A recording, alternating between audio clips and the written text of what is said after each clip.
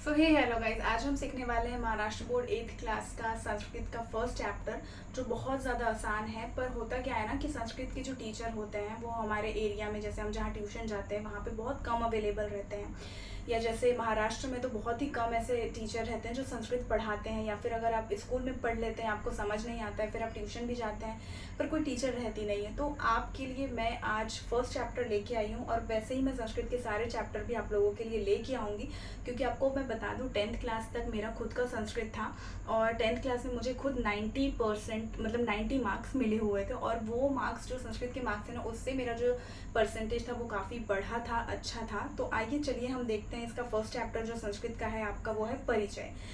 सबसे पहले यहाँ पे आपको संस्कृत पढ़ना क्यों ज़रूरी है, क्योंकि जो हिंदी भी हमारी डिराइव हुई है, हिंदी भी आई है, तो वो किससे आई है? संस्कृत से ही आई है। ठीक है, इसलिए हमें संस्कृत पढ़ना ज़्यादा नहीं बट थोड़ा बेसिक हमें पढ़ना चाहिए, पढ़ना आना चाहिए। ठीक है, तो आज हम पढ़ने वाले हैं परिचय, यानी कि आपको आपका परिचय किस तरीके से देना है वो इस चैप्टर में, इस लेसन में बताया गया है।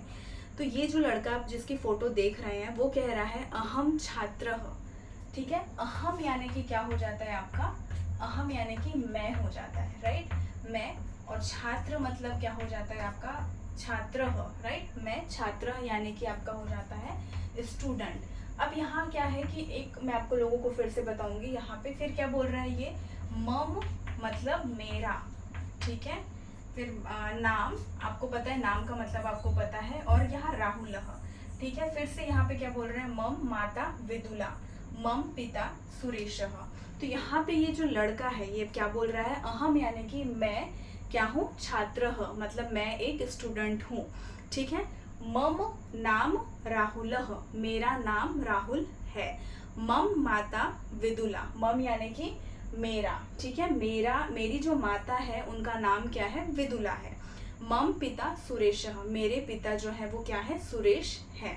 ठीक है, अब यही लड़का क्या कर रहा है? उस लड़की का परिचय दे रहा है, यानी कि वो बोल रहा है। ठीक है, उस लड़की का वो परिचय दे रहा है। आप देख सकते हैं एरो जो है वो लड़के की तरफ है। त्वम छात्रा, त्वम यानी कि क्या हो जाता है? तुम।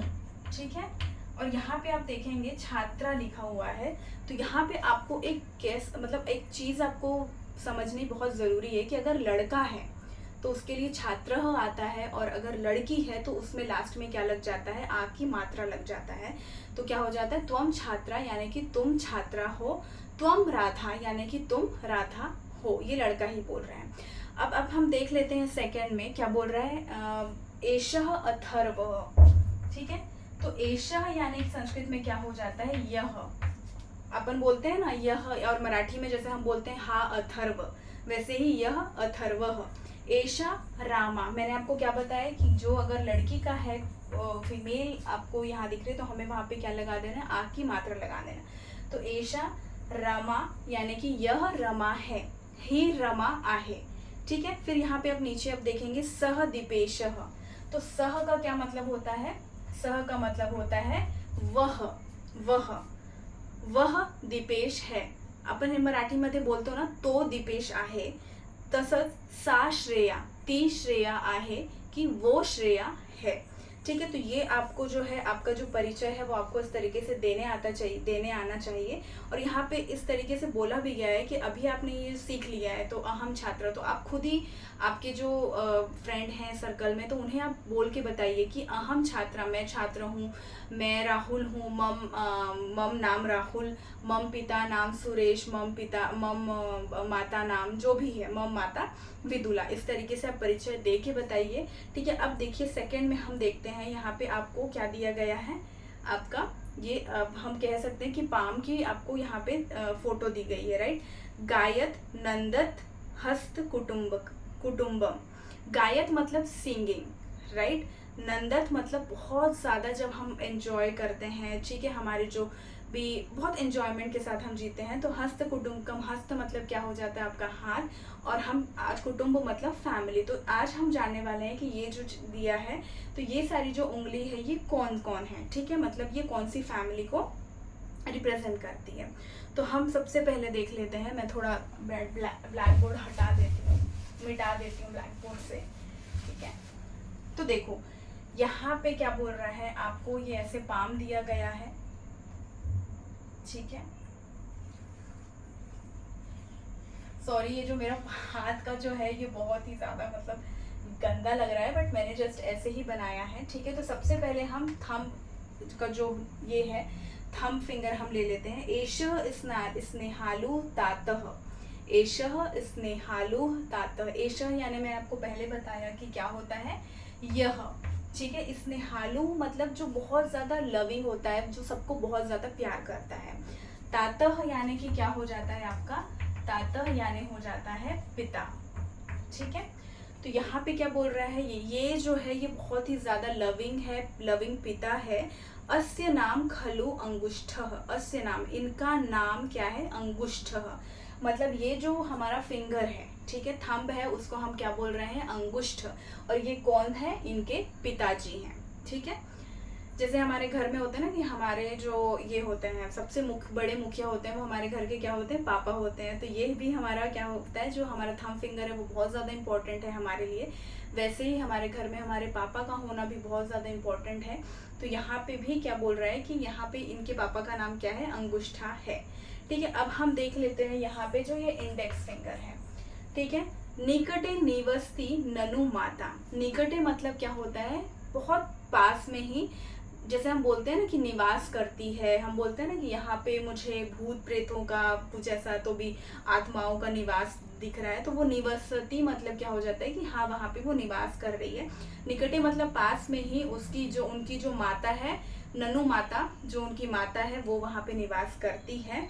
नाम तर्जनी तस्याह, उनका नाम क्या है, तर्जनी है। ठीक है, तो ये क्या हो गया, अनुष्ठा, ये हो गई आपकी तर्जनी जो उनकी माता है, ये पिता ये माता। ठीक है, उसके बाद अब थर्ड वाला ये जो है हमारा अंगूठा, ये हम देखते हैं। ज्येष्ठा पुत्री दीर्घतमा, नाम मध्यमा तस्याह। ज्येष्ठा मतलब क्या होती है, सबसे बड़ी जो होते हैं।